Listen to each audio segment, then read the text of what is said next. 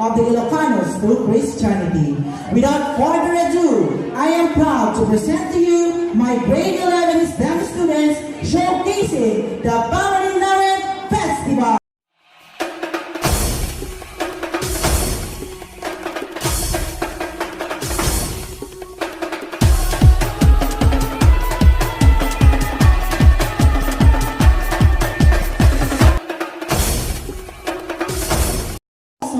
Possibly pre-Spanish era is about a girl with a hardened heart who does not need her lover's pleading.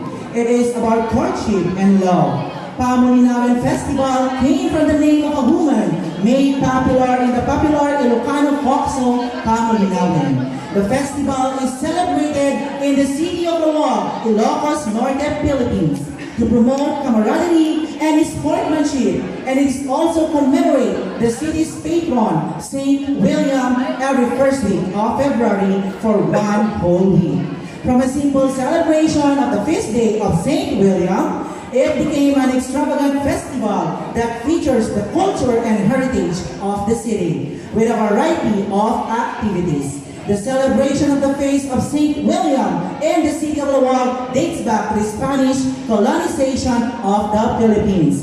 The feast of Saint William was celebrated marking the conversion of the Ilocanos through Christianity.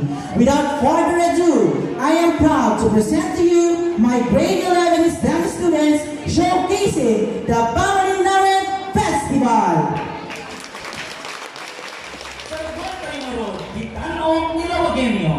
Shining like a meteor, the sunshine city of Laoag. Let's welcome Pamaninawen Festival.